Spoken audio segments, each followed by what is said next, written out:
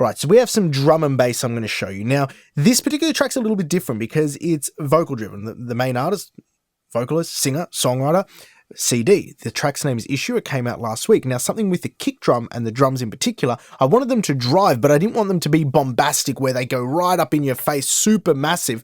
I wanted them to have impact and punch, yet subtly drive the rhythm. Like, you hear what I mean. All right, take a listen.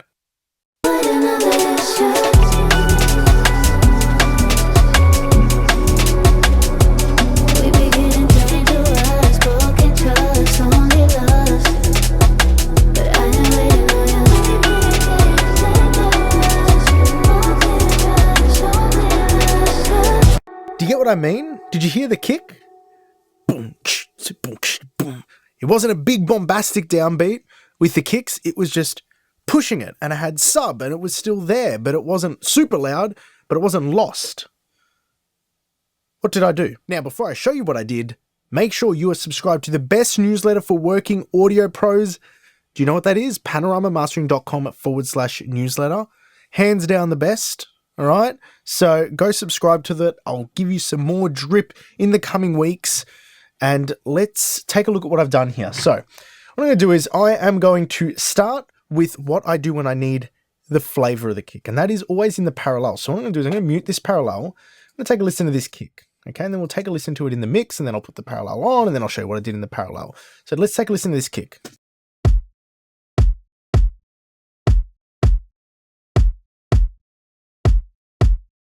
It's a good kick. It's a great kick. It's exactly the sort of sound. It's well produced. Gabriel, who produced this, did a great job. But when it's with the rest of the mix, it doesn't really cut through. It's still subtle and back, which is nice, but it's not driving with enough aggression, but I don't want it super loud because it sounds weird when it's super loud. Take a listen without the parallel processing.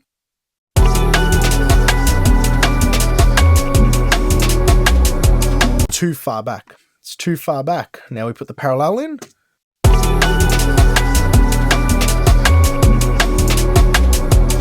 It just gives a little bit of that kick. It just denotes on that kick, nice and down. So what happens? So this is something I do on pretty much all my kicks. Even if I don't end up using the parallel channel, I always do this. I call it finding the juice. So what I'm going to do is I'm going to create a D version here. I'm going to show you exactly how I find the juice. So the first thing I do on this kick, so I'm going to just make inactive all the other channels, and we'll just focus on this parallel for now, is the first thing I do is I gate this heavily and very fast. Okay, let's do that.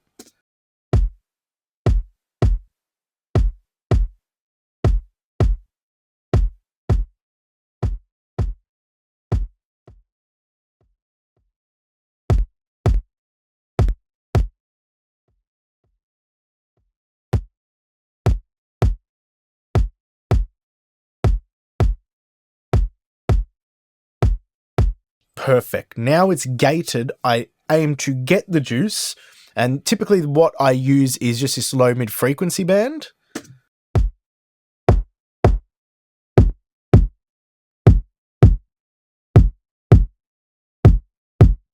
That's really nice juice. I like that juice. And then what I do is I slam the hell out of it with compression and a slow attack. And that becomes my parallel. So it isn't what I ended up on, and I'll explain why, but what we'll do is we'll make these active again, and you get an idea of what this does to the sound when you take it in and out.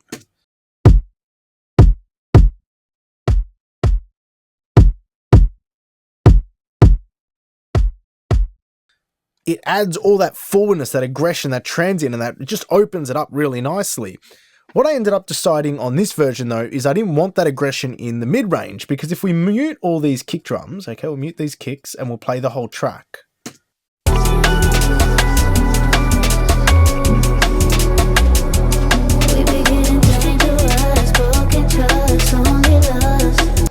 Around that 300 hertz, I have a lot of vocal energy. I have a lot of synth energy. I have a lot of energy in general.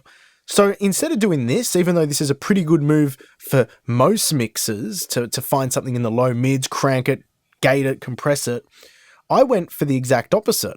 I boosted the tops, I boosted all the lows, and then I did the same thing. I've got it gated and compressed pretty hard. Let's take a listen to this, just the kick drums again, and you'll get an idea of exactly why I did this. Let's we'll make these inactive here, and then we'll compare the A and the C version of the parallel.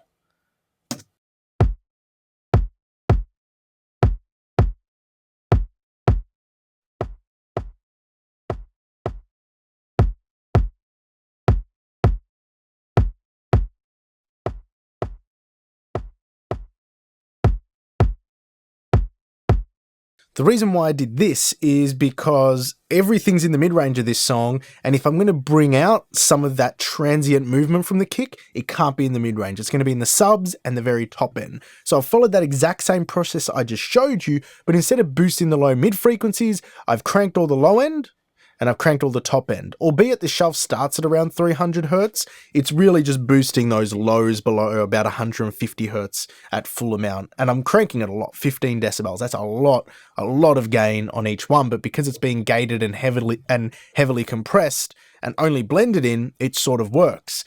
Now, I've got that, which is great. So we'll turn that on and off in the mix so we can remember what that sounds like. And then I've got one more other thing I did to the bass line to allow this to subtly push through in a nice way.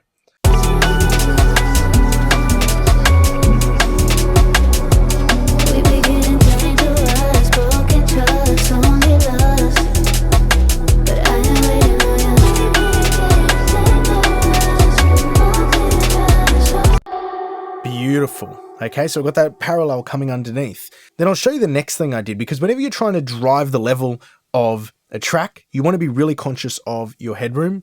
And with kick and bass sort of competing in that same range, what I've done is I've sidechained the kick drum to the bass's sub-frequencies. So every time the kick hits, the sub-frequencies in the bass duck. And I've got about 15 milliseconds of look ahead. Not the fastest release, but enough release so that kick transient sort of like it's ducking just enough for that kick transient to get through. And take a look at what happens if I solo all the kick channels. Get all these, kick 4, kick 3, kick F, get all the kick channels. We'll get the bass, and then what we'll do is we'll monitor the input of the mix bus, and we'll solo a kick drum, and we'll look at the before and after of this peak level there. So let's get a kick drum. One moment, let's get a kick drum.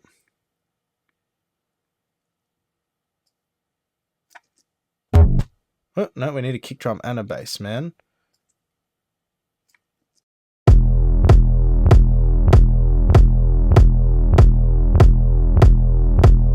Okay, so what we're going to look at is we're going to look at this peak level. I'm going to put this in bypass, and then I'm going to take it out of bypass. And we need to be very conscious of what this peak level here is.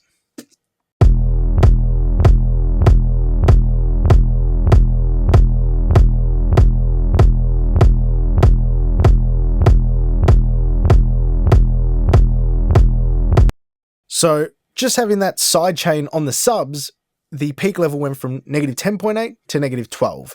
And that makes a big difference. 1 whole decibel less of limiting, of clipping, of whatever I'm choosing to do on the mix bus means the whole mix gets to breathe a little bit more simply because we're sidechaining. Actually, I should have kept that open. I'll open that up again because I'm sidechaining the kick drum to the sub-frequency. I'm sidechaining the sub-frequencies of the bass line to the transient of the kick drum. So see here, I've got the printer channel, printer kick there going as the sidechain feature. This has the external. I've band passed the signal so it only gets the very transient of that kick and it just ducks the sub in the bass. And that's how you get these amazing, incredible tracks. CD issue, it's on Spotify. Now go take a listen to this.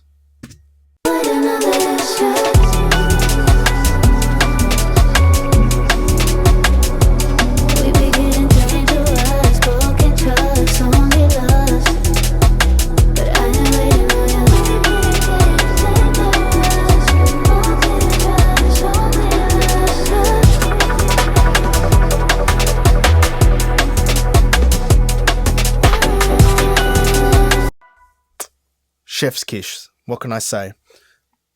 Until next time, take care.